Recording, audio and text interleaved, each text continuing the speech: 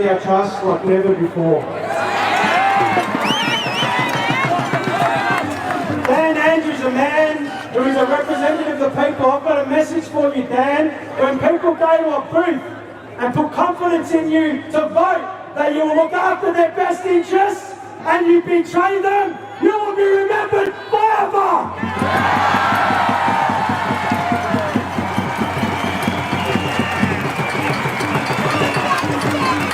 Because last time I checked, the people want their businesses open. Last time I checked, the people don't want discrimination.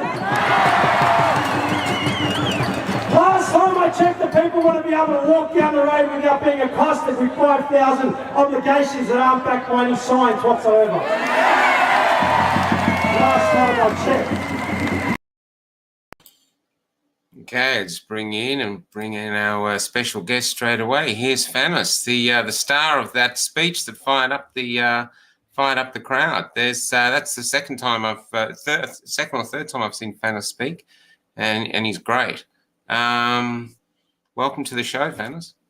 What's going on, gentlemen? How are we? Good, mate. Good. Yeah. Okay, can we start first? There's one thing I wanted to. One of the reasons I got your hat here about the media as a virus, and when I was looking you up before bringing you on, they were talking about you. He's an ex-reality TV star, and there was it's no mystery. I'm not doing that. But the you whole they used the same line against both you. I never watched TV, so I was learning as I go. But it was interesting. Basically, they destroyed a lot of TV drama by making reality TV shows, and they destroyed TV drama, and they tried to make people stars. And then if anyone goes on there and actually out later on does something, suddenly go, it's just reality. You know what I mean? Like it's and yet. Well, I can tell you the backstory about that. Yeah, I can tell you the backstory about that. So the whole thing about being on that show, right? I wasn't meant to be on the show. Oh, what was the show? Just out of interest, I didn't know. So it was called Family Food Fight. And just so you know, we almost walked out on day 2. We had a massive punch on with the not an actual punch on, but we had a massive verbal with the producers because they were treating everyone like crap. And we literally were going to walk off the show on day 2. But just so you know about the show, I wasn't meant to be on the show originally. My cousin was meant to be on the show. And you know what? My cousin's actually got the same first name as me. His name's Fano. I'm Fanos. Yeah. Right? He was going to be on the show. And basically, because, they had an issue in terms of having him on, they had to find a replacement. And I was teaching security at the time. And my brother calls me and goes, "Hey, we need to, we're going to be on this show, right?" I didn't know. I thought it was like on SBS or some B-rate Channel 31 thing. I didn't know it was Channel 9 or whatever else, right? I go, dude, I got a job. I'm a bit busy. And he goes, "Well, we need someone, and we need someone who knows how to cook."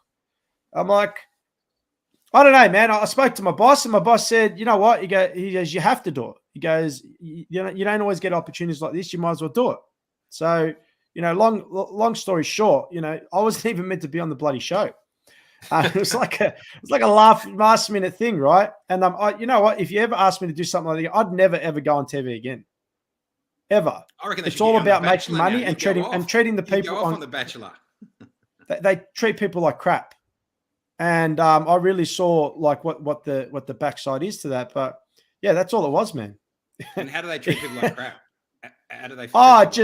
Dude, we were filming in winter and they wanted us to make it look like we were in summertime. So we were all in t-shirts in this, I don't know what it was, like a factory or something. It was on the showgrounds. They had this set up, but they were filming it like they wanted it to be a summer show, but it was winter at the time. We were freezing. They didn't even have heaters. For the first couple of days, we were cold as this. The lady from the Italian name, the grandma was freezing. And they'd make us not put our jackets back on because they wanted to just continue with the shots. And it gave me the shit. We almost walked out on day 2, man. To be honest, the whole experience of the show was a pain in the butt. How far did you get? Again. But it's not a mystery. We got to the semi-finals. Okay. And as a cooking show. Yeah. Yeah. Okay, cool. Yeah. Yeah. Mate, it was long days, man. It was like 14-hour days. Yeah, they're long days. And Yeah. you don't really get paid much, mate. Do you know what I mean? They literally just cover your wages.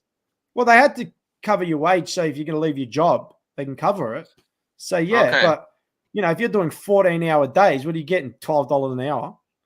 Yeah. You know what I mean? It wasn't, but it's no mystery. I said from day one. I'm not saying it was a mystery. I was just looking you up. Yeah, I was more interested in how the media now was trying to put you down by saying that you'd been a reality TV star. They were using it as a derogatory thing. I'm not a reality TV star, man. I'm a watch. You've been on the media. That's what I was interested in. You know, how the media is basically, because at the moment the media is attacking Damien like crazy. You know, we know he's crap because he's on the media, because we're on the media and we know how bad that is. So he must be as well. I mean, it's hilarious. What an admission of guilt. I know. So it went from there, and it was just going down because I wanted a promo. I finally found a great article about you, but it was on an alternative news site, and so how did you go from there? How did you become this activist that you are, the powerful one that you are? How did that happen? So this is what people don't get, right?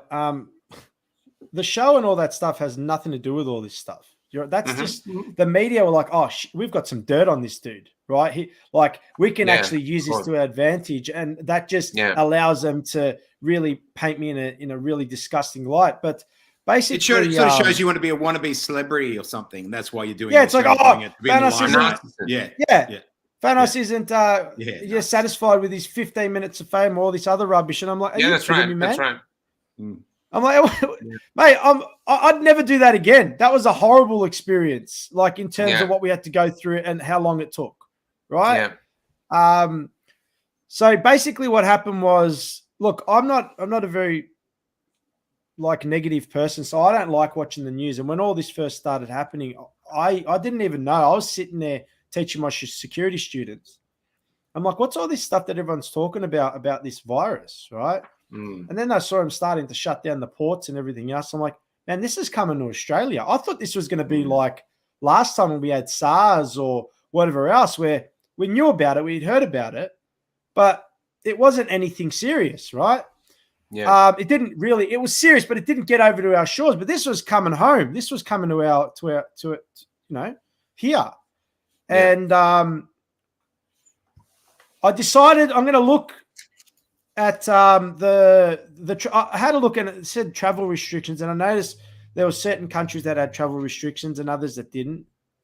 And in the beginning, looking at this thing, I always thought, this is so weird. It's like, how can you have these major hotspots, but the surrounding countries don't have anything? And it was like, and I've got to be careful talking about this even because we're on. Yeah, I know. Very careful. We're on fascist book, right? But let's just say that there was our last chance too. We're on our last strike. There was a severe discrepancy in terms of what I was noticing, and the surrounding countries didn't really have major cases. I'm like, well, this doesn't seem very natural in terms of the numbers. And the more I saw how many countries were starting to all fall for the same situation, I'm like, and then I said to myself, man, this is actually happening.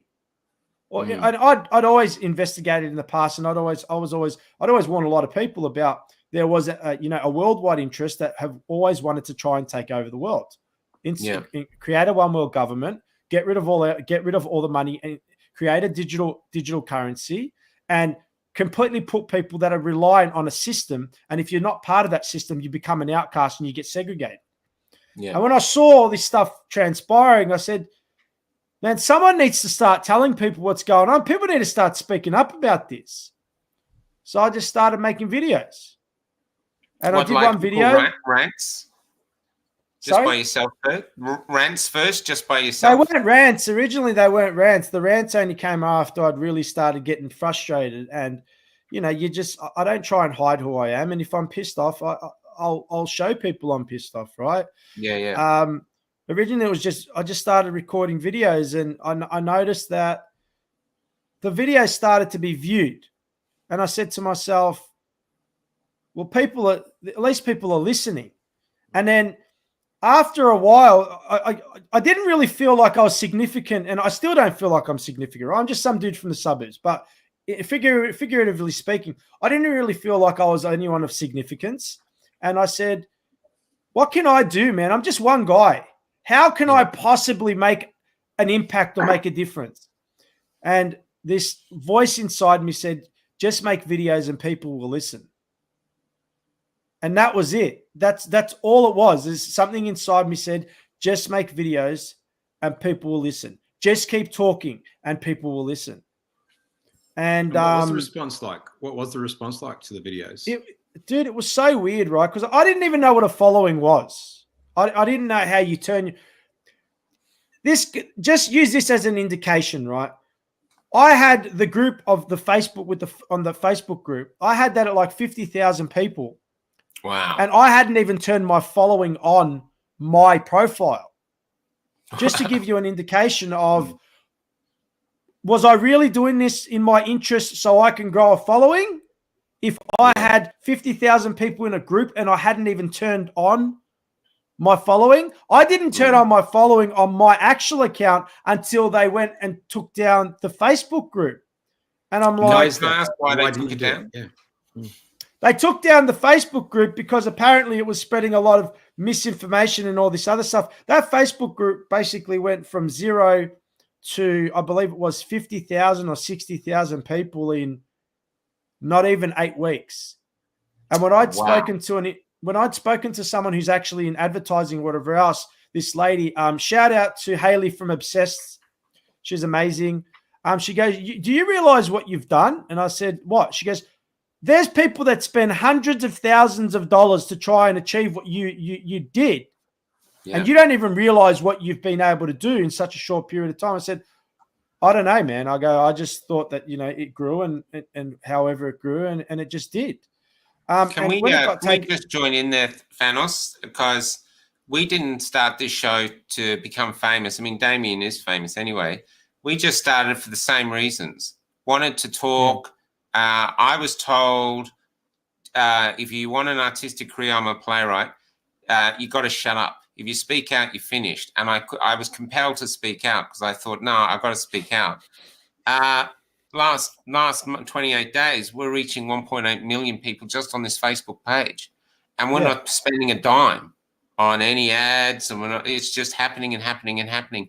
So do you think I'm with you. What you say, you're not a person of significance, like you say. Do you think it's basically people are so desperate to hear some other form of the narrative because the bullshit is so thick that they're just gravitating to anyone with the courage to speak out, even if they don't have the answers, but they're just actually speaking out, questioning and challenging?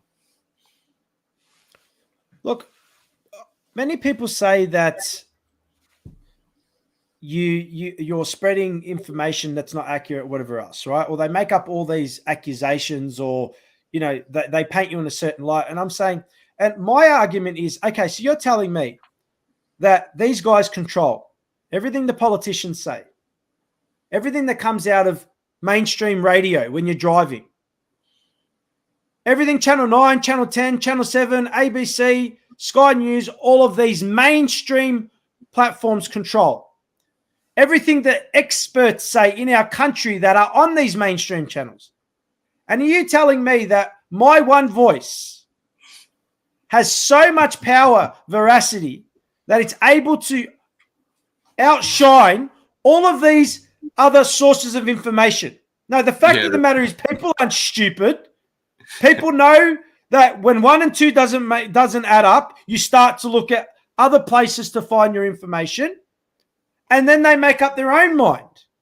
People aren't stupid, mate. They've looked at this and they said, well, you said it was this. We saw this. You said you'd never mandate this, and then you've said that. You said it was only 2 weeks, and now it's 18 months later. You said it was never going to affect my business, but now I can only let in, a certain amount of the population because the other part of the population chooses to have bodily autonomy. And, it's not us that is growing this audience. It's the fact that the mainstream channels have lost so much credibility and lost so much trust from the people.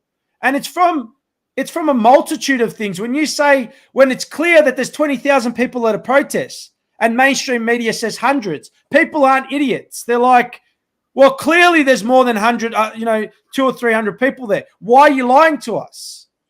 Right? And once you start betraying that trust, once you start clearly showing that you have an agenda and a bias towards information that you're disseminating through the people start looking for their own avenues to find their information. And the truth of the matter is, the people that say that, point the finger and say conspiracy theorists this are the ones watching YouTube videos. No. The ones who are watching videos are all these people that are watching Sky News, Channel 7, ABC, watching everything on television. All the people that don't have that mainstream opinion, they've actually gone and read the studies. They've actually gone and looked at the hard facts.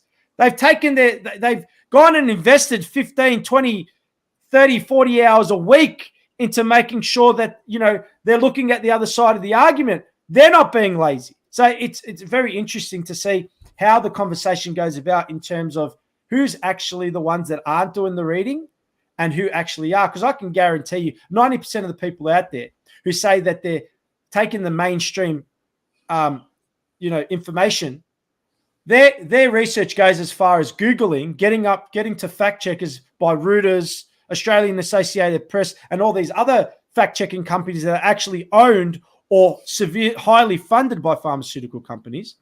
And that's as far as they go when they find out that, how can you say an article is partly false? It's either false or it's not false. Who created this stuff that it's partly false?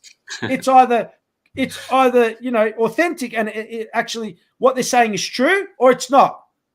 And when you start seeing these people using these very cryptic ways of saying things, this has been, taken out of context. This hasn't been explained properly. It's been taken out of context. They're losing credibility. And that's why all of these other platforms have grown so much. And we've been censored and shadow banned. We're not even getting true numbers and true viewers. And we're still getting the message out there. Imagine it was a fair fight. And imagine we weren't getting shadow banned and we were allowed to speak about however we wanted to. And we're allowed to put the words in a way where you aren't beating around the bush and you're not tiptoeing around the subject. We'd have even more people on board if this was a fair fight. But it's not. Facebook, Instagram, all these places, all they are is an echo chamber now. Echo chamber for one side of the story. You obviously have a really powerful voice then, and a voice that resonates with truth to a lot of people, and you're fighting against really serious vested interests. Does that cause you any concern? Does that worry you? Because they'll be pretty serious about protecting that vested interest, because we can see it. They already are. No, because that's my daughter. The way I see it, if I'm going to speak genuinely, I believe that we're in danger either way. Yeah, these guys get if Dan Andrews passes that permanent pandemic laws, who's to say that the classes of individuals that he's going to, who actually prescribes what the classes are? When you say classes of individuals, so who's actually going to write classes? And is an unvaccinated individual now a class of individual? Is someone who's been a descendant against the government since day one about all this rubbish, are they now a class of individual? And does that mean I can be taken out of my home and held for an indefinite period of time? So I'm screwed either way. And you know what? I would rather maintain my bodily autonomy and maintain my integrity within myself. And I've said since day one that, there's a reason that in my life I didn't have the normal relationships other people had. And I didn't get married and I didn't have kids or whatever else. And, I'd always wondered why, because I believe I'm a really, really genuine and a really nice guy, right? And I'd always wondered why, someone who's hardworking and so caring and whatever else, it just never eventuated. And it all made sense when all this stuff started kicking off. And I said, they can't threaten me. They can't come after my children. They want to put a gun to my head and take me out one day. So be it, right? You're not going to threaten me with, if the righteous path has to be walked, right? And that's it. There's right and wrong, and what's going on right now in the world is wrong. It's wrong, mate. And anyone who doesn't say that what's happening now is wrong, say that people can't earn a living. going back first about the media, and I'm just after your thoughts. Have you ever seen a time where every single mainstream media outlet is telling the same story? I mean, when I grew up, they've always lied to a degree, but usually this one tells this lie, this one tells, they mix it up. ABC goes this way, but now it's all the same. It's like they're all run by the same boss. Have you ever noticed that before? There is definitely no time was this ever more apparent than when I'm at the gym. I was at the gym till the government took that away from me as well. Apparently it's for health, right? Everything's been about health, but you took away the one thing that I've always had just for my own mental and well-being and peace of mind, right? It was the one thing I always had, which was solid, which they'd now taken that away from me as well. But reminiscing to the days where I was actually allowed to walk into a gym and not be discriminated against because I believe I should have bodily autonomy, reminiscing to those days. I remember when there's a multitude of screens surrounding me and they're all basically just a pharmaceutical advertisement. And it's the same thing. Literally like they're talking about cases and then they're like, yeah, the vaccine's here. How great. We're going to be able to distribute it to these guys, and these guys. And literally you could just see the same message being blasted on every TV, if not 5 minutes apart, exactly at the same time through different networks with different presenters. And I'm like, if this is not a coordinated attack on people's minds, I don't know what the hell it is. And I've always noticed. Sorry. No, I was you go. I was just gonna add to that. Did you see that thing when they came out with the pandemic of the unvaccinated, and then someone put up a picture and it was around the world everywhere: Canada, America, England, Austria, Italy, Australia, all at the same time, all on the same day. And globalism's already here. In the morning, they're all talking about it. It was a worldwide thing, and you're thinking, how can that be possible? You guys have never agreed to anything ever. Climate change, this, you're all arguing like crazy, but now suddenly you're all singing the same song. It's extraordinary. It's very apparent that they all have. Everyone has the agenda in terms of let's serve the highest bidder for advertising revenue, and whoever's wanting to, put up the most money. And mate, the pharmaceutical companies right now have a stronghold like never before. And to people who don't think that they're dangerous, these guys have got unlimited wealth. And to anyone who thinks, why would they do this? Why wouldn't they do this? They've go and have a look at Pfizer's profits over the last 12 months and all the other main players. They have made astronomical amounts of money, and they've ensured that there is a repeat business every 6 months for the population of the world. This is insane. They can never feed the world. They can never feed the whole world, but they can vaccinate it. Yeah. So you say, you say they're making a lot of money, obviously, clearly. Do you think it's limited to them making money, or is there something else in this agenda that's more than just about making money? No, but if you were going to speak to the common folk out there, tell them to follow the money and say, do these people would say, what would be their motive for doing this? From a standpoint of what's easily digestible to the common folk. Do they stand to profit billions from doing this? Yes. Have corporations ever done anything in the past that was fraudulent, that wasn't above board in order to profit billions at the expense of the people? Yes. But they already have billions, don't they? So how many more billions do they need? There was there's a very great documentary about CEOs and corporations, and they interviewed a load of CEOs, and the CEOs themselves actually said, you have to stop us because we can't stop ourselves. It becomes like this ability to grow more and more and more, and it becomes like a madness. And I mean, Pfizer could literally become the biggest corporation of all time, through this, bigger than Windows was, bigger than iPhone, and all the other things. I know there's other organizations out there, we don't know who they are, But they're all owned by two corporations anyway, isn't it? BlackRock and there's another one whose name escapes me. BlackRock and Vanguard. Vanguard, that's it. Yeah. Which and so they're dealing like another reality to them. It's the other thing too, of course, is that you can't sue them if anything goes wrong. You can't sue them. But can I ask you, when it comes, and specifically about the media, have you had any interaction with the media? Like, have the mainstream media tried to interview you since you've started this? So I've been interviewed by a couple of people, but I really said no to mainstream media. And the only reason that I did the 60 Minutes thing was I noticed that there was this pattern, because the guy from 60 Minutes, he approached me, and for 3 weeks he was hounding me. And I actually said to him no 3 times. And when I'd said no the last time, something in me said, they're going to talk crap about you anyway, so you might as well have a say in the matter, because I noticed other publications that had reached out to me through my inbox who I didn't get to, they wrote scathing articles about me anyway. So what I noticed with the media is whether you reply or not, whether you give them comment or not, they're going to have their story. Yeah. And something in me said, they're going to talk crap about you anyway, so you might as well have a say in the matter.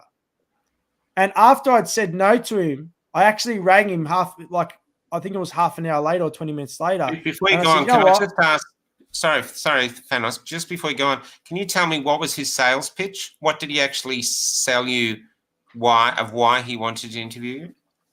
He said, we'd just like to have a representation of this grassroots movement. What prompted you to do it? Where did it come from? How did you eventuate such a following in such a short period of time? And yeah, they were hounding me he was hounding me for about 3 weeks. I forgot his name. Was it Greg? I forgot his name.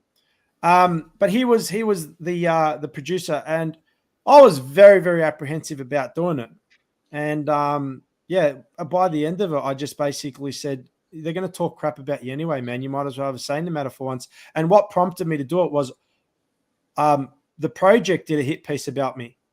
And when I noticed what they'd said, I said, look, that was the straw that broke the camel's back. And I said, what did they say, Fanos? Just for those of us who haven't seen that footage. They basically took my speech from the Mother's Day protest, and they took 10 seconds of it and cut it basically in a way that made me look like an absolute idiot. And they basically took everything else out of it. Right. And my speech on that day was actually, quite heartfelt, and it was very, it had a lot of substance in it. Right. And, I got arrested for reading Revelations, for God's sake. Yeah, I saw that. I got arrested that was coming up with my next question. You got arrested for reading Revelations. Yeah, so from the Brook of Revelation, Square, No, in front of the Parliament House, which was interesting. That's why I said on my speech, does that look familiar? And I pointed to the stairs, because it was quite a surreal feeling that I'm back there, where I did get originally arrested that day, where I was put away.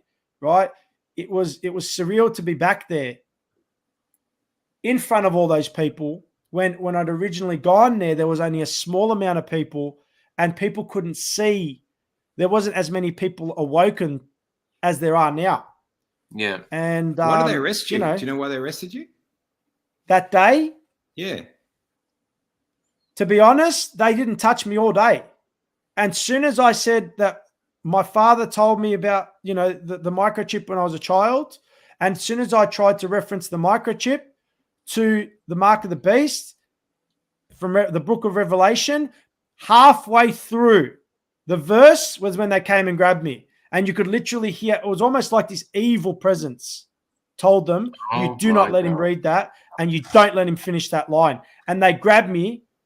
What danger was I being to the people when there was 3 other people that had read verses in a country that you could say very easily that was established on Christian values? Yes, we're very multicultural now. You can say that, but in the same time, it is established with Christian values as a foundation. We could safely say that. Being arrested while telling people to not be violent, to remain calm. We've achieved what we need to achieve today. It's time to get out of here. Why would you arrest me during that moment? But would the state police know to do that? Do you know what I mean? Like, would the state police really take that much offense from Book of Revelations, or was it just coincidental? Someone told them to arrest me during that time, mate, because they came running. Oh, really? I haven't They seen came blasting through the crowd. Running. There was 8, 9, 10 cops that came and grabbed me. Amazing. And how long did they keep you for? How long? And because I understand the use of force and the force continuum, I knew that if I gave them any resistance at all, I would have opened the door for them to start kicking me, punching me, and then they could chuck an assault charge on top, because I know my law, and I wasn't going to give them the avenue to hold me for 24 hours and all the other stuff. And I said, the moment they grabbed me, I knew, don't give any resistance whatsoever. And what I did was I went limp, and I actually said to him, I'm not resisting, I'm not resisting, I'm not resisting. Yeah. Right? Because I know what to do. A lot of people, when they get arrested, the first thing they do is they try and fight. Don't do that. Especially if you're out, don't do it. Just go limp. And then if they're hitting you when you're saying I'm not resisting, then you'll have a serious case that you could go against them with assault. At our age, we're well and truly beyond fighting. Michael and I are so beyond fighting. We got pretty assaulted, and we didn't resist at all. We just were basically being used as jumpy castles. But going back to the producer though, with the 60 Minutes, how did that go? How did the show go? Did they allow you to speak, or did they just do a job on you? It's just that I never watched TV. The actual interview was about an hour and a half, almost 2 hours. They cut it out. They cut out a lot of it. Yeah. And they only had a certain part of it, and it was pretty intimidating, man. I was there on my own. I had even asked if I could, record an actual video of it, and they said no. And I only was able to take an audio of it. But as I said, the only reason I did it was because I said they're going to talk crap about you anyway. You might as well have a say in the matter. You might as well at least let people. Did it go well though, or were they decent, or did they make you look like an idiot? Well, did you see how they called it a conspiracy special? No, I don't have a TV. I can't watch. Yeah, they tried to label, but if they came after me like that, they must have thought I was in some way, shape, or form, I was gaining traction. So they wanted to ensure that when people recognize me, it's in a light where I'm not taken seriously, right? Yeah. But what they did was they failed, because they'd already lost so much. The media has lost so much faith in the people and so much trust in the people. The moment a lot of people saw that, what it actually did was it increased the level of people that had started paying attention to what I was saying. That's often the way. In their attempt to try and put me to try and label me in a certain way and have me lose credibility, it actually increased the level of people that had gained an interest in terms of what I was actually trying to do. So, have you heard that the project they're all having pay cuts because the ratings are so low? Yeah, because all they're basically just all they do is talk crap about people. Yeah. They're not honest in terms of the way they deliver their content, and there is clearly an agenda there every time they're speaking about something. And it's almost like an advertisement. You basically sit through and watch the whole time. When they were interviewing, though, especially the 60 Minutes, the 2 hours, were they respectful during the interview? They're still people. Yeah, you know what I mean. At the end of the day, they're still handling somebody, and there's got to be a certain sense of, respect there and whatever else. I don't think they were bad. No. It's interesting, isn't it? So the people themselves, they're interviewing you with the respect, and yet somehow they get up and it's the editors, mate. That's all editing. Yeah, that's it. Yeah, we had a similar thing. Yeah. No, sorry, go ahead. No, it's basically, if anything, it's all editing. But one thing I have to say to people is that I did have a lot of people try and write articles about me, and everyone I didn't speak to, they wrote something about me anyway. Okay. They all did hit pieces about me anyway. And that's what I realized, that whether you take the interview or not, if they have an intention to put something out, they're putting something out whether you reach out or not. And that's why they said on the project, we reached out to Fanos Panayides for comment, but he didn't respond or something. Yeah. Right. Yeah. So in other words, we've talked crap about you, but we at least we gave you a chance to respond. And it's hard to know, isn't it? Do you starve them or do you feed the chickens or do you starve them? It's hard to know which way to go. I know the Daily Mail have done a few hit pieces on me and I haven't spoken to them at all. They've stopped even getting in touch. Yeah, that's right. They say whatever they want to say anyway. That's fine. I don't read it. The only reason I ever know about it is someone tells me because someone else gets excited. Oh, did you see what they wrote about you? And, okay. Great. Yeah. Yeah, there's a bigger fight to be fought. Like yeah. Oh, I've been in the paper so much over the last 12 months, over the last 16 months. It's ridiculous. Like, absolutely ridiculous. Sorry, Fanos. Can I ask how did the police treat you once they'd arrested you? Were they aggressive or were they actually sort of? Because the police that they're very aggressive when they arrested us, but as one detective was leading me away, or police officer, whatever it was, he whispered to me, "It's not personal. It's not personal." Like he was trying to be a friend. I said, "Oh, it feels personal." And I was wondering, a few other people we've interviewed who've been arrested have said, like even Monica Smith, where she was locked up, they were saying that the police in the lockup were really, really nice to her. So did you have the same experience? Through all my experiences with the police, man, look, I didn't have I believe that, I'm a firm believer in, positive energy and, attracting good people. And if there were bad police out there in terms of that would have treated me a certain way, I believe I don't attract those type of people. And lo and behold, every time I've had interactions with the police where they've actually arrested me or whatever else, they've been very, very respectful. Oh, you've been arrested again? Even when I was arrested for my incitement charges, they were very, very respectful. Because I'm not a dangerous guy. I'm not an aggressive individual. Do you know what I mean? I have no history of being violent or whatever else, So, and I don't come across, I may pop off in my videos, but as an individual towards people, I'm actually very, very, how can I put this? I'm very pleasant towards people. I don't treat people in any other way other than the utmost respect when I'm in front of people. Do you know what was the outcome of your incitement charges? That finished today. Okay. Oh, today. Yeah. So I had my court case. Today, I looked at just how these cases have gone in the past in terms of the presentation of evidence, how strong the evidence was, and how the courts still ruled in favor of these ridiculous measures the whole time. And I said, I'm not going to win doing this. I'm going to waste my time. And if anything, I'm going to increase the level of charges coming my way in terms of what they'd be able to charge me with. And I was given the ability to do a guilty plea without conviction. And then, I was given a fine. But the fine it wasn't even as much as you get for being out there breaching trade directives. So was it the Magistrates Court or the Supreme Court? It was in the Magistrates Court, but shout out to Masi Asmadze, my lawyer, who did an amazing job. And also, hats goes off to the informant, as in the police prosecution's informant, who corrected the brief that was said, because they said that I incited for a completely different protest that had led to violence, and it wasn't the one where no violence had transpired, which was last year. So he'd ensured that was corrected.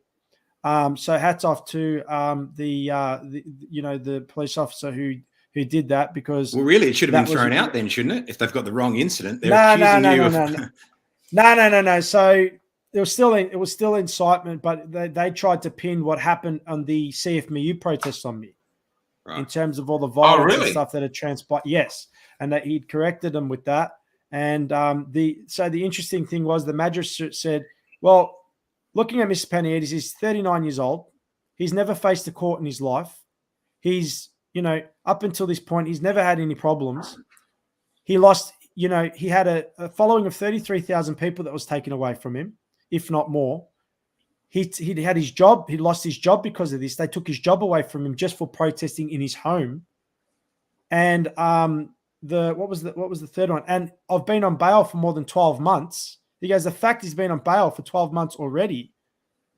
And it was almost like the magistrate was saying, I think the guy's suffered enough, mate. I think he's gone through enough. And it was really an amazing result, because now I can actually actively be at these protests and not be worried about, something small like, because there's 12 extra people there or whatever else. Now I'm basically like everyone else again, and I don't have these bail charges I don't have these bail conditions looming over my head. Was there any advice from the magistrate? Did the magistrate give you any advice on your activism? No, he didn't say anything like that. He didn't say anything about behaving or whatever else, because through my acts, when you look at, when they're charging, it's mens rea actus rea, right? Guilty mind, guilty act. In my mind, there was no guilty act. Mm-hmm. You should never be able to stop people's free and democratic right to have their free democratic right for freedom of speech, freedom of movement, and freedom of speech without interference. Those inalienable rights should never be stepped on by any government, because the moment you do that, you live in a dictatorship. Because who's to say the next time the government says you can't protest, it's because of the fact that you're protesting against just the government. Yeah. Right? Which is what we're facing with this bill. Yeah. 100%. That's exactly what we're facing. Can I just before we move on though, with the incitement, what were they saying? Was it just because they said you suggested people went to the rally or the march, or they actually said you were trying to? No, they've got video. They had video of me really having an intention that people don't follow the rules and get out there. But the intention wasn't for them to break the law. The intention was that those laws should never have been created to be broken. Yeah. People should never have been able to be stopped from going anywhere. Well, there's isn't Martin Luther King or one of the great freedom fighters actually says you've got a moral obligation to break unjust laws, and the mere fact that they had a Black Lives Matter march right in the COVID when it was really starting, and there was no problem at all. But if you go against the government, suddenly you're getting arrested and shot with rubber bullets. Shows that it's not about fairness, it's not about the law, it's just about control. Well, look at those. Black Lives Matter was held in a stage 3 lockdown. Did you see headlines that the Black Lives Matter protest organizers were all taken in and arrested and charged with incitement? No. What about the Extinction Rebellion protests that were also during a stage 4 lockdown, where they actually lied on the road and they broke multiple laws, even the fact that they were stopping traffic during the week, peak hour traffic? Were any of those people getting bashed or shot with rubber bullets? I heard they got $20 fines. That was the extent of it. I heard they got $20 fines. I heard that was the extent of it. Yeah. Yeah, but they didn't get they weren't getting shot at with rubber bullets. They weren't getting their faces smashed in the ground. They weren't getting pepper sprayed. So there was clearly a bias in the way people were treated. Right? There was clearly when the microscope's on the government itself, what they're doing, that's a different story. But when you have broad subjects that you're protesting, that all they do is cause division, like Black Lives Matter, all it does is cause division and takes the focus away from the real problem, which is our government and the way that they've been treating us, and puts the emphasis on people the way they're treating each other and creates division. Climate change is the same. Climate change causes division again. Well, I think climate change is actually the establishment, Fanos, because it's one world government. Again, it goes back to one world globalist order. So I think climate change protests are actually part of the establishment. Yeah. Yeah. Well, there's another good example, Fanos, is I've been going the last few weeks, I've been going and sitting on the steps of Parliament House as all these people turn up. And it's only small protests, but everyone's turning up, losing their jobs. They don't know what they do. They just go there and they hang out looking for like-minded people. And when we've been there, the first few days, we had up to 40 or 50 police sometimes in lines behind us, like waiting to just sweep in and get us. They didn't, but they were there. But one day we got there, apparently like half an hour before we got there, an Extinction Rebellion had actually burnt the Australian flag, and there's no police. They're just allowed to do it. Did they get labelled far-right extremists, neo-Nazis, or anything like that? No neo-Nazis, no far-right extremists, and yet they're burning the Australian flag in front of on the Parliament steps. No problem at all. Nothing in the media. Nothing putting them down. But they're far left extremists. Interesting. Why do you think Fanos? Imagine I did that. Yeah. Why do you think Fanos? Well, it's not Thanos. Why do you think Fanos? Why do you think you can so clearly see it, and a lot of growing people can see it, but there's this other group that literally can't see it, even though the lies the media are telling are basically now outrageous. It's like they're not even trying to. And a perfect example is what you said with the numbers of the march. They said, oh, there's about 200, and the street's just full of people. Why are so many people determined to love the media no matter what? And trust them? I believe that people don't want to know the truth, man.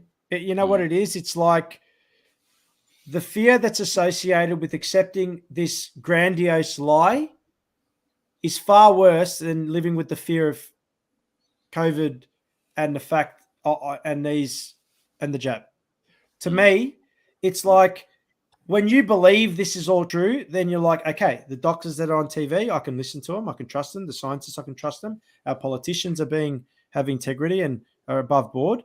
And everything they're asking us to do, though it's very egregious and it is impeding on my human rights, and there's no way I would have done this pre the pandemic, we can trust these people.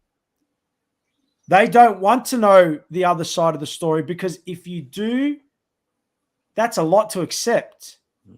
Then it's like government's lying to us.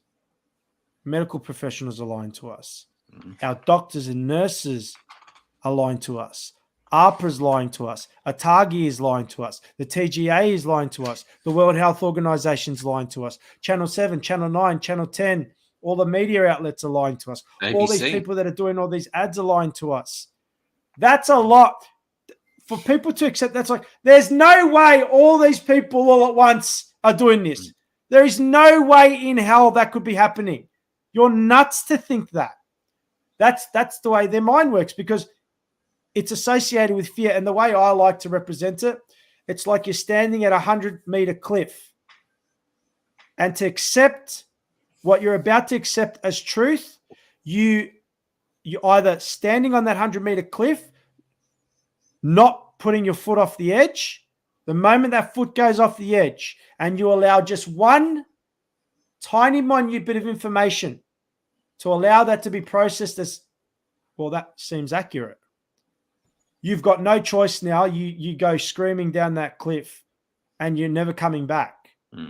Because everything else now starts to seem plausible, and everything now starts to seem, you see the lie. You start to see the lie. Yeah. Once you do, you see that. You start seeing it all. Yeah. And well, anything becomes possible. I mean, the latest theory that people have, I've got people coming to me now who I've never heard say conspiracy theories, and they go, do you think aliens have taken over all the world leaders at once? And then you hear other people going, yeah, I've been thinking that too. And so it's really interesting how anything, like even someone called me today, another blogger, and said, I've got David Icke coming on. What do I ask him? And I said, why don't you ask him about the lizards? Why haven't they killed him? Ask him that. Because if I was going to take over the world and I wouldn't had all my plans, knowing more about the lizards. Kill him as well. But suddenly David Icke is like hot property, and there's all this. It's really really strange. But there's. Could I just say, like, speaking of people that've been doing it for a long time, on that note that Michael's talking about, I saw you interviewing Max Egan in Max Egan, yeah. Egan. Shout out, Max, you're a legend. Shout out to Maxie. Yeah, I don't know if he's watching, but hopefully he is. And he's in Mexico. Yeah. And he decided that it was safer for him to leave, his home on the Gold Coast. I think he lived. And so, what do you think about that? What was your response to Well, that? apparently they started mucking around with his bank accounts and stuff. Well, not apparently. That's what he told me. And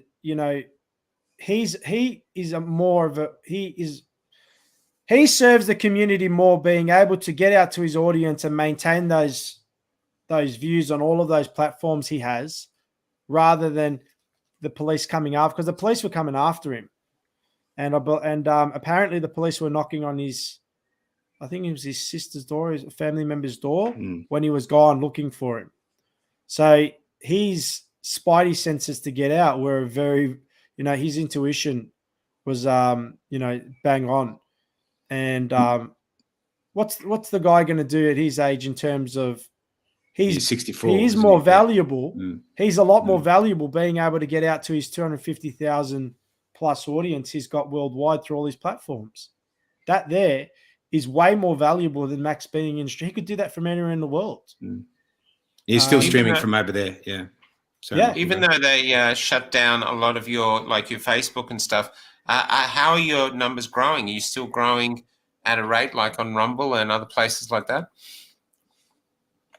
I'm not super concerned with that stuff. It has, it has eventuated organically on its own once again.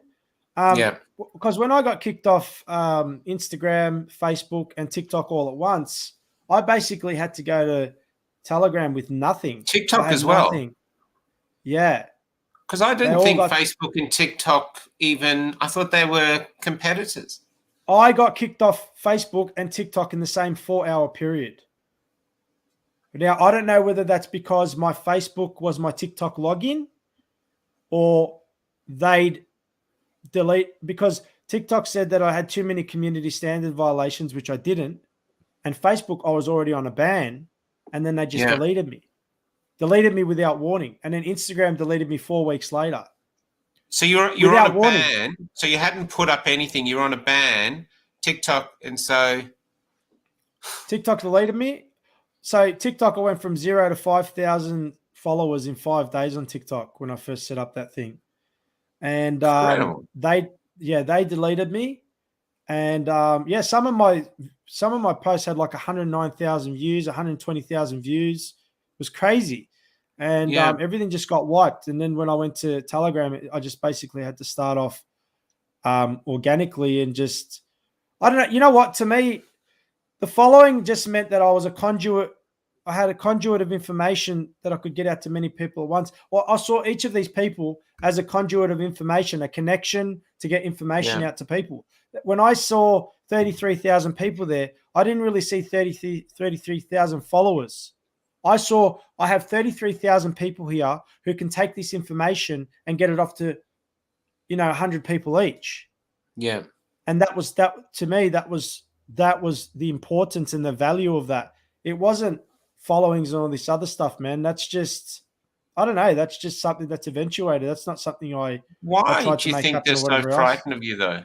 Why are they frightened that somehow you're going to become like a William Wallace, like in Braveheart, and suddenly everything's going to be swept away? I mean, is it, what I'm saying is they let David Icke out and he goes around talking about his lizard people. They've let him go for years, but now their censorship. Yeah, but he's banned on everything. What's that? He's banned on every platform.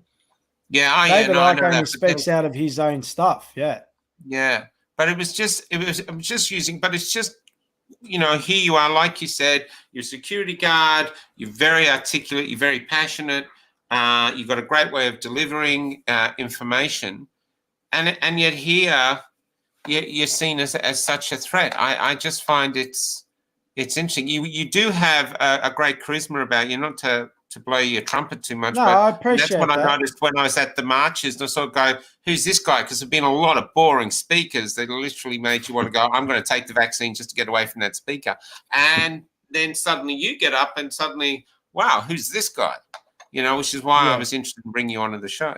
But it's really, really interesting. They're really trying to sort of almost attempting to crush your your spirit, and instead they seem to be emboldening it and helping you become greater, grow. It's I don't understand why something that has so much money, so much power, controls governments, media, why they'd be so frightened of one person. Well, it's not one person. There's many. There's quite a few of us that they've actually gone after and targeted. But I believe it's that you could literally count the amount of people that are trying to engage in positive affirmative action towards peaceful non-compliance or towards creating a change and giving people rights. There's only a handful of people in Australia that are doing it, right? And you know, there are very, very few that have such. I believe you need to have a certain level. You need to have certain traits in order to, you know, create yourself. And I'm going to use the term loosely, in a leadership role, just for the sake of explaining this. You know, there's certain characteristics that I have that, you know, that are threatening. I have physical presence. I'm able to articulate myself if need be. I'm not afraid of what people think. I really do operate from a sense of integrity, right? And I believe that I am able to deliver, you know, words in a way that people are very receptive to. And that's a very powerful combination to have, especially when you start talking about the fact that the government's lying to you and openly saying over social media, the government's lying to you about this. We're being deceived. We're being taken for a ride. You need to really start looking at this from other perspectives and not just listen to what's being presented to you. If what you're being presented with doesn't make sense, you should seriously ask within yourself, well, I believe that I should really look at other avenues in this. And that's dangerous because you're not coming across like some dude who lives in his mum's basement. Shout out to all the guys who live in their mum's basement, right? Not trying to offend anybody, right? But just using it as a you know, as a figure of speech in terms of, I don't come across like that, and that there is threatening because you really do and are and see you're seen as a leader, and that's dangerous. Fanos, could I ask you then how it felt to you on the weekend, all the effort you've put in, how it felt personally to address that many people at the steps of Parliament House, mate, 25K plus. What was that experience like? It was fantastic in the sense that there was a sense of achievement that, you know, I looked behind me and I'm like, 16 months ago, I was standing there on my own and I was saying to the police and just the PSO, something's going on. You know, and then to be standing there in front of all those people, there was this sense of, okay, we haven't won the war, but something's happening here. And it did. It did feel, it felt fantastic in terms of when something in you says to do something and your intuition tells you, just make videos and people will listen. That led to that moment. And that's, what did it feel like? It was almost surreal that was all happening and those people were there and I was looking at the back and I was surrounded by police behind me. It was like this, we were like almost in this alternate universe in terms of what had first transpired and what the support was in the beginning. And that there's only going to grow from there. That's just the beginning, because people will see that now. Herd mentality will kick in, and herd mentality is there's this interesting experiment where they show that if you were standing on a street corner and two people were looking up at a building, within 15 minutes you'd have over 25 people looking up at that building at that exact same spot, wondering what everyone else is looking at. And it's like this herd mentality where, and we are actually suffering at the hands of herd mentality right now with the way that people are actively supporting and glorifying segregation in the community because the government says it's okay and they're okay to just treat people a certain way. I see this action. Sorry. I've just got one more question on us. So how you've been so vocal, how has your livelihood been affected as a result of that? Oh, look, I've gone through a lot, man. I've got, you know, I use the term loosely, but I understand what PTSD is. Every time I hear that door knock now, like I hear that noise there for some reason, it actually gives me an uncomfortable feeling inside. And I actually understand what PTSD is in terms of what these people go through. And as in, you have a cue, and that cue brings about an emotion and a feeling. I understand that now. The amount of times I've had police smashing on my door, the noise of the metallic door at the front of my house being hit actually gives me, you know, this feeling of unease, right? I've gone through that. I've gone through intimidation. I've gone through, you know, I've had my career taken away from me. A 9.5-year career teaching security was taken away from me. People say, oh, I resigned. I didn't resign. I resigned because I was pending an investigation that they were going to fire me anyway. And 30 days later, they suspended my security license, which they usually only do for a serious drug or assault charge, which they did. And then they took away my license. And I'd seen people that had had serious assault charges maintain their licenses. Under what pretext did they take it away? I'm not a fit and proper person to hold a security license. And why? Did they say what that was? Exactly. It wasn't. There's a section under the Private Security Act that states that in order for you to maintain your security license, you need to be a fit and proper person. You need to hold yourself in a way where you're a fit and proper person. And if you're speaking out and you're a descendant against what the government's saying, and you're not in line, and you're not towing the line in terms of being a good company man. And don't forget that when you teach security, you're under the supervision, or not the supervision, but you're under the regulation of Victoria Police, and that's who allows you to hold your security license. Yeah. And guess who I was arguing against, and guess who I was, you know, being vocal about the way they were treating people. So I have lost a lot, but mate, can I just say something? When all this first started, when I was teaching security, I remember my general manager came in, and this was before all the protesting. I did a peaceful protest in my home where I didn't breach any trade directives, and it was just this statement where the media lies, and basically what I was doing is I encourage people to get a TV, a radio, a newspaper, and destroy it, burn it, whatever, right? It was just a peaceful statement that people could make in their homes. I got suspended pending an investigation because of smashing my TV on the ground and doing a protest online. I wasn't even out there yet, and they'd already taken my job away from me, right? And then I had the opportunity then and there. My boss came in and he said to me, and I had a really, really good record with my teaching. I had the highest feedback rate. I had one of the highest feedback rates. I had one of the highest student satisfaction rates. Completion rate of my students, retention rate was, you know, one of the highest, if not the highest. My paperwork was impeccable. My company loved me. My work ethic was, you know, you couldn't compare to my work ethic. And I'm not lying. I'm not blowing smoke up my, you know what. I'm being serious. Yeah. And my general manager came in and he said, you can right now. We understand what you're trying to do, but you can stop all this right now. They didn't want to get rid of me. I was one of their best workers. Of course, I can imagine. And they basically gave me the opportunity. You've got keen intellect. Yeah. They basically gave me the opportunity that, you know, just close all your Facebook pages down now, shut everything else down, and just you can keep your job. Right? So basically comply. Just shut everything down. Don't do anything else. Comply. Yep. And, you know, you'll be able to keep your job. And I said, this is bigger than me. I can't explain it. This is bigger than me. And I'm sorry, but I'm going to have to walk by faith and not by sight. And that's like, God, honestly, that's what I said to my general manager. And he said, Fanos, if this is seriously what you believe you're meant to do, and you honestly believe that in your heart, who knows, mate? You could be someone who's actually remembered. That's what he said to me. And I'm not lying. This is exactly what my general manager said to me. You will actually be someone who would actually make an impact. And there's a begrudging respect.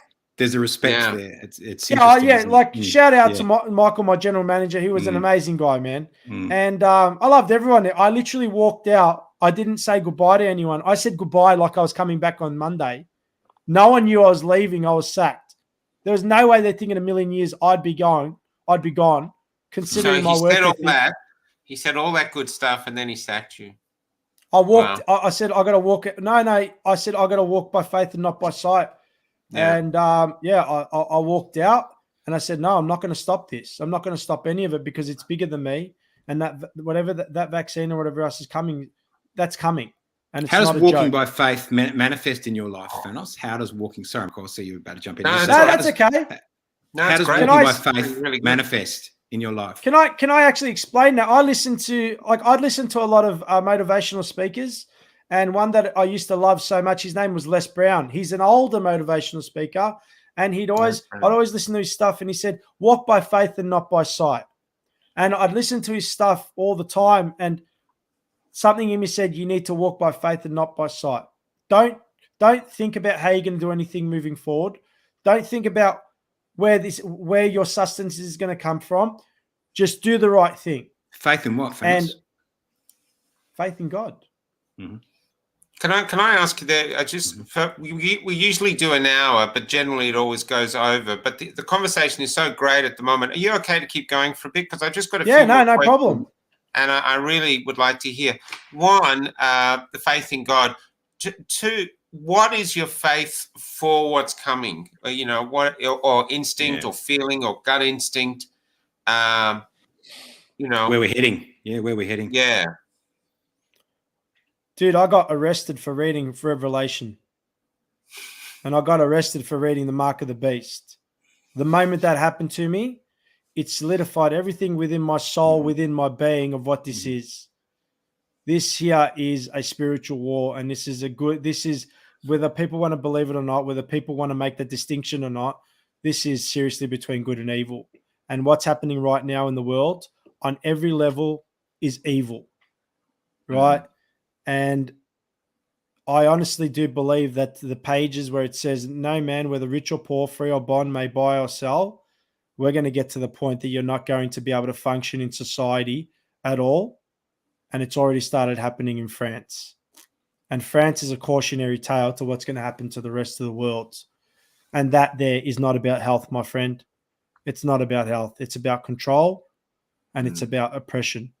So do you think the vaccine mandate is the mark of the beast? Because I've heard other preachers and stuff say that's not. It might be the lead up to the mark of the beast, but it's not the mark of the beast. I believe it's the beginning of the beast system, and why I believe that is because they're going to turn around very soon and say, "Oh, you know what? Having these things on you, it's not enough. You need to have something that's it's. We need to know whether you are or not." Just for now, Fanos, can we just not go that far just to try to keep this show up? Because every day I have about 6 people to 7 people saying they're going to commit suicide, and this show is one thing that gives them that. And if we want to go to Rumble and do a Rumble show, I'm more than happy to do a Rumble show. Oh, it's great having you on. This is, if we want to be effective and reach people and help people, then at the moment we are a losing force. We are a guerrilla force of good. And we have to work in the parameters of that.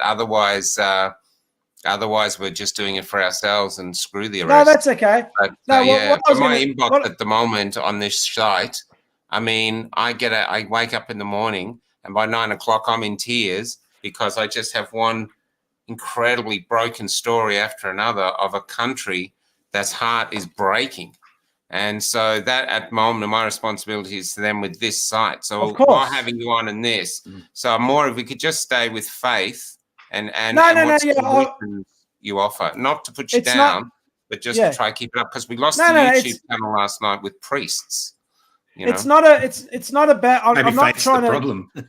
I'm not trying to give people to lose faith. I'm trying to say that you asked me, what do I see? Right. And I said that's coming. I didn't say that they're going to win.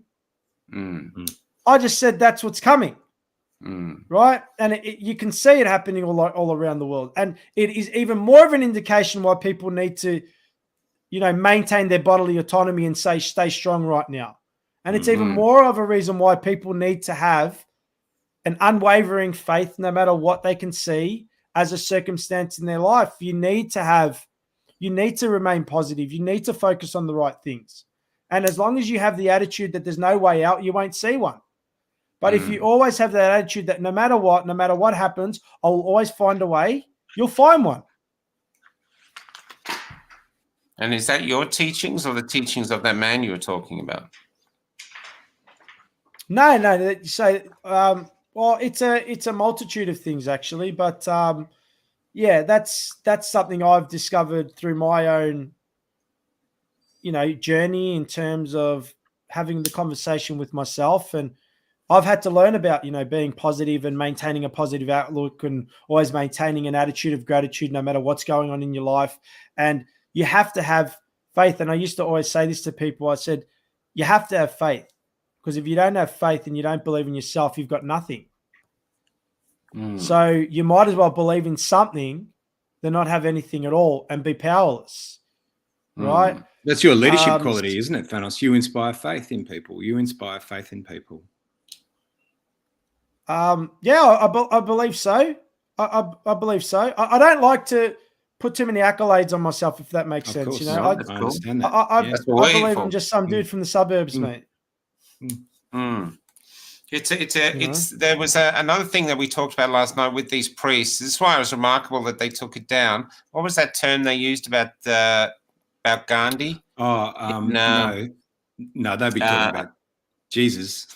no, Gandhi, about the leadership. They're talking about sacrificial leadership. Sacrificial leadership, because they were talking about how they got rid of the English against all the odds. And they talked about sacrificial leadership, where basically, like you said, you've been suffering and lost everything. And that's actually part of the strategy of the win, is that certain people, strong people, brave leaders, have to pay a terrible cost. Have to risk their life, have to be willing to risk their life. Yeah, is what they're jail, saying. and you've already been arrested, jail. Monica Smith was thrown in jail. This is the sort of showing how grim this fight is now, where we actually are. Because I actually believe it's good and evil as well. I actually believe it's a spiritual war, which is why we try to find priests to come on. But it's actually, that's where we are now, that you can't comply your way out of this. The only way is there's going to be carnage. There's going to be cost, But faith is the compass for the soul, Yeah, it's, in my eyes, it's you have to believe that staircase that you're walking up or that road that you're driving down, there's always going to be another 200 meters after that, or there's going to be four steps after that. Though you can't see those steps, though within your mind you can't fathom how you're going to get to those next steps or get to that 200 meters down the road, you have to believe in a higher purpose than yourself in terms of how you're going to get there. Because if you allow yourself to just remain within the limitations of your own mind, you're not going to get there. You're not going to achieve anything. Especially then it comes down to how strong-minded are you and how much will do you have. And if you don't have a strong will and if you don't have a strong mind, your faith is the next best thing, because it gives you that other avenue in terms of where you can apply your energy to. And it doesn't leave you with this sense of hopelessness. And an interesting thing I read when I read the book Powers of Habit, I believe it was. I think it was Powers of Habit. Basically, they said that, and this isn't about religion or whatever else. This is just something they said. They said when I believe it was when they had 70% more of a success rate for the people who found who were able to connect with a faith, had more. I think it was 70 or 80% of the people that had connected with a faith were more successful in terms of getting rid of their drug and alcohol addiction than those who didn't. And it makes sense when you believe in something other than yourself. You have something else to confide in, something else to believe in, something else that you can focus that's helping you. When you just believe in you, if you don't have it within yourself and you don't have that drive and will and whatever within yourself to achieve that, then you're setting yourself up to fail. And it's very, very interesting. It's super interesting. Dan Andrews needs a 12-step fellowship. I reckon. Get Dan Andrews. Dan Andrews. Yeah, might help him.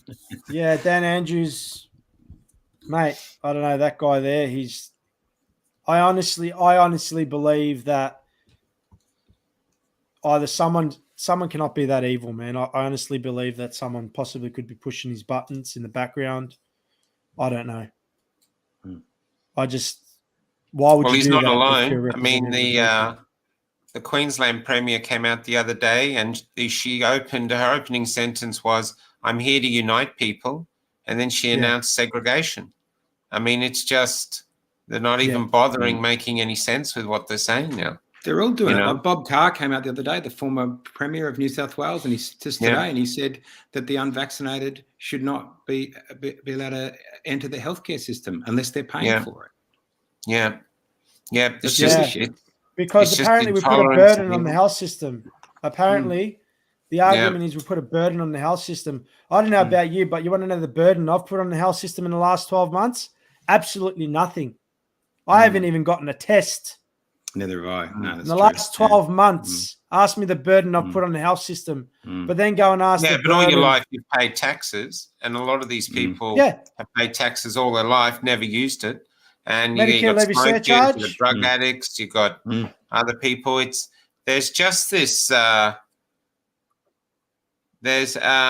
it's cruelty. Like cruelty has taken over people, and that's why when these premiers say these things, they're pushing the divide. They're bringing out the worst in us. I mean, you're talking about everything you've been talking about now is trying to bring out the best in people. Be courageous. Find your strength.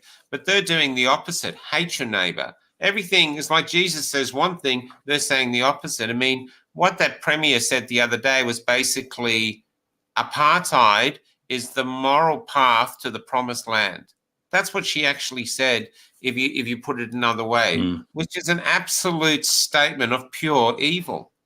And division brings us together. Yeah, it's a utopian death agenda. Division creates unity. Utopian death agenda. What's the other one? Stay apart to keep us together. Staying apart will keep us together. Keeps us together, What the hell? George Orwell. There's a better one. Staying together tears them apart. That's the one we should use. Staying together tears them apart, because it does. So that's the really interesting thing. And you see these leaders, and in their faces, like even in her face. I mean, Dan as well, but in her face, she's just this thing smug where and what she's doing is causing huge amounts of pain. So after she said that, my inbox was full of people like who can't get their cancer treatment and other stuff. And they're just like, their whole lives are just sitting there collapsing. And she's just got this smug thing. Which is incredible, Michael, because it's always the Labor politicians who always champion the cause of universal healthcare, because Whitlam, brought the promised land in, and now they're all saying no, to hell with the universal healthcare system. Doesn't mean anything, meaningless. No. Sorry, Fanos. And it seems like they're all angry simply because people won't comply. It's just like, give in. We're bullying you and bullying you and bullying you. Give in. And they're just so pissed off that we won't. Well, it's coercion. What's happening right now is extortion and coercion. Go and look up the meaning of extortion and go and look up the meaning of coercion. Go and look up both of those, and then go and read Article 1 of the Nuremberg Code. Yeah. Go and read it and go and see what it says. And it says that voluntary consent is absolutely essential. Yeah. And you shall not be subjected to, deceit. What else it says? You shall not be subjected to coercion, manipulation, or deceit. Or medical trial. This is like they're blatantly right now committing a war crime. Yeah. And it's okay. And everyone's applauding it. Good always overcomes evil, mate. Though evil does have many casualties when it is around, good always overcomes evil, and the truth always comes out. And the truth shall set you free. And, they will be judged by the fruit that they bear one day, mate. I know it in my heart that these people, it's too big of a lie to hold on to, mate. And people are starting to speak up everywhere. In every industry you can think of, there are whistleblowers coming out because they have seen that no matter what, now it's blatantly obvious. Yeah, you're not going to be able to work. Yes, you're not going to be able to travel. yes, you're not going to be able to feed your family. And the people that are seeing what's actually happening in these places where, you know, people are rocking up after they've felt the silly sauce, mate, people know. And it's too big to hold onto. And when the truth comes out, mate, there's going to be a multitude of people that get arrested, mate. Huge. It'd be interesting if, I mean, There'll be a lot of anger. it'll just come down to numbers in the end. I mean, at the moment, a lot of people are saying that people aren't woken up. I actually think people have woken up. They just actually think, well, I'm too small, I can't do anything, so I'm going to be obedient, and hopefully the system will leave me alone, like what happened in communism. But eventually, like in Yugoslavia or Romania with Ceausescu, suddenly the numbers go across one day, and then suddenly there's an uprising, and in a couple of days there's a revolution, which is probably real reason why the system is looking to try quash people like you who could set off a wildfire. Because leadership, even though fear is highly infectious, so is hope and courage, you know. People always look towards someone to lead. People always look towards someone to follow in some way that gives them a direction.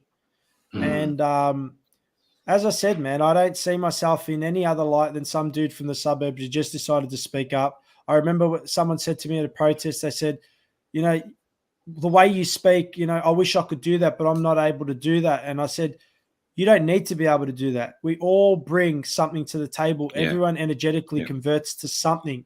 You just need to find how you can contribute energetically towards this. And he said, oh, I actually brought 2 carloads of people today.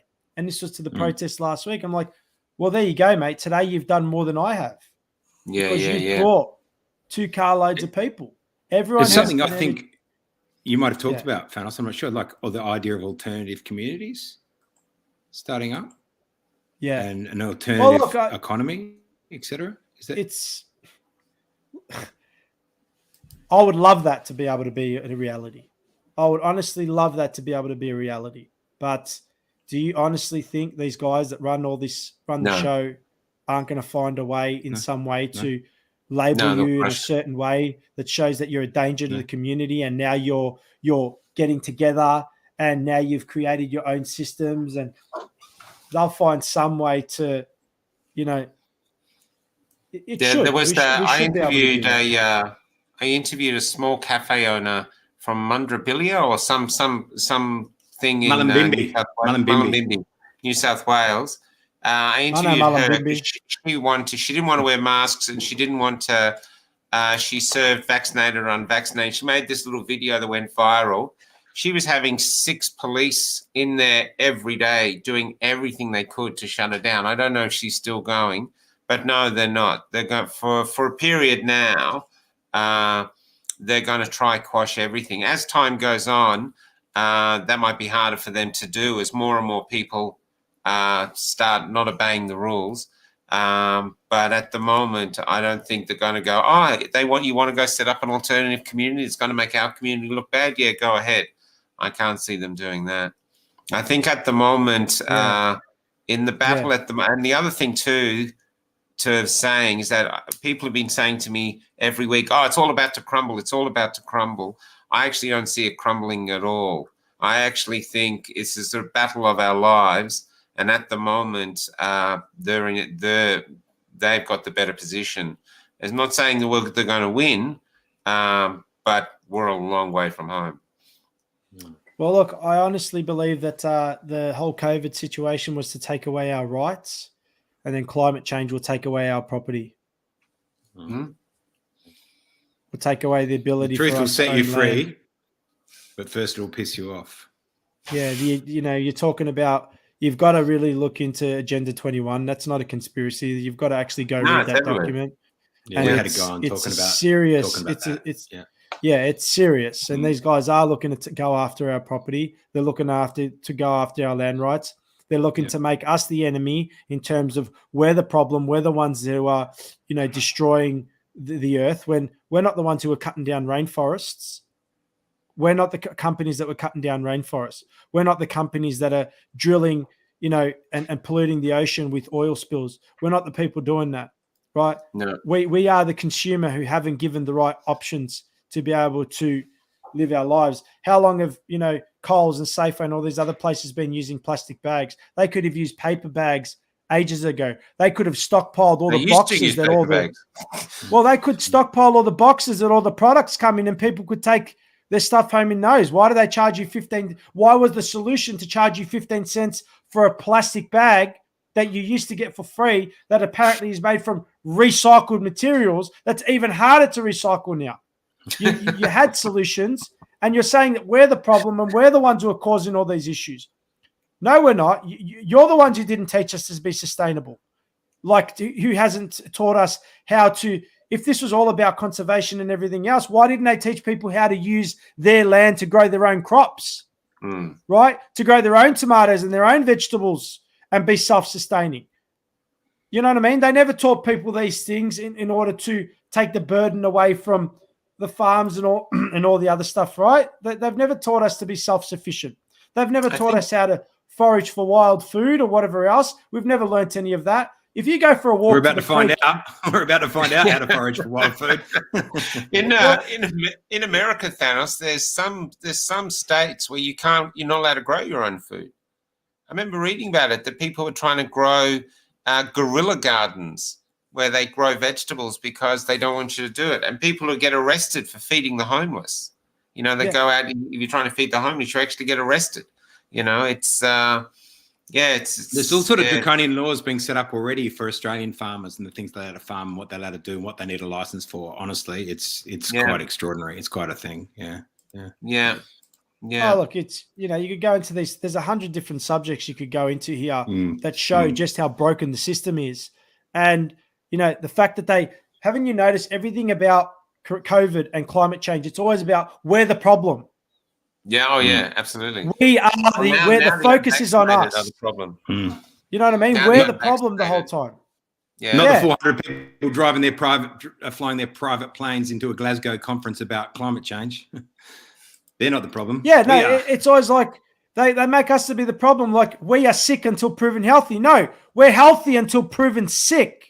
When did the whole situation change in terms of the dynamic of how you see people? And even worse than that, Fanos, we're guilty until proven innocent. That's the other thing. We're guilty until proven innocent. Yeah. They flipped everything upside down. You were meant to only quarantine the sick. Once they're proven sick, you'd quarantine them. That's what quarantining was all about. You're healthy until proven sick. You're not sick until proven healthy. You're not infectious until proven otherwise. They've gone and flipped everything upside down, and everyone's forgotten how to actually ask these questions. Right? Well, I'll ask you one question, and maybe we'll wrap up on this, because we had a young girl come on the show covered in tats, and she said something that I think is really true, but it's really difficult. She said, in her belief, that you don't have the right to sell hopelessness, no matter how tight its grip. So to wrap us up for tonight, and if you want to come back on and have another, I'll send it to you, because it's really changed my life, because I made it think, if we're up here and we're speaking out, we can't just say it's all bad, it's all bad, it's all bad, it's all bad. We have to do something. But at the same time, you don't want to bullshit, because as everyone can see here, you speak the truth. So how do you speak the truth in this situation when we are now, and yet not sell hopelessness? So why don't you come up with an answer for that, and that's where we'll wrap up tonight's show. I believe you should always be honest and forthcoming. I believe that you should be realistic in terms of your goals and your expectations. But I also believe that you should prepare for the worst, but always hope for the best. And know that no matter what the outcome is in your mind, that anything can happen. And I honestly believe that we can go out in two ways of this whole situation. Do you want to be 10 years later saying, I wish I did more?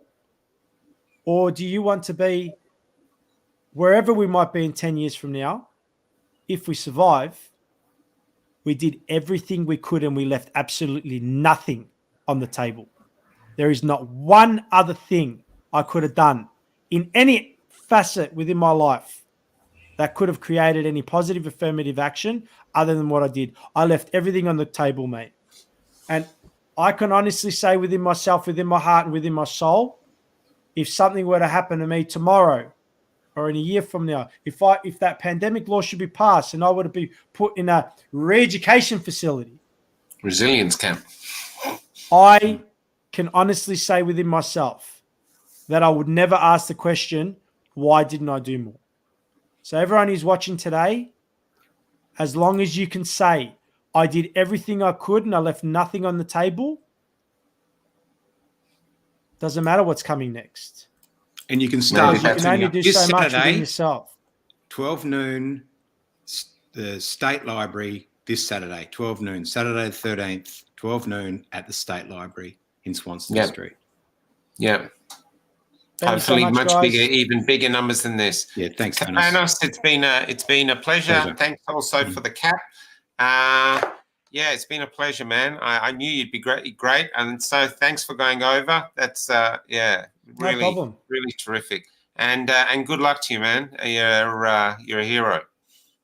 Thanks, guys. I'm not a hero, man. I'm just an average Joe, man. But thank you, thanks, guys, and thank you to everyone who watched and stayed with us. Cheers. No worries. Cheers, guys.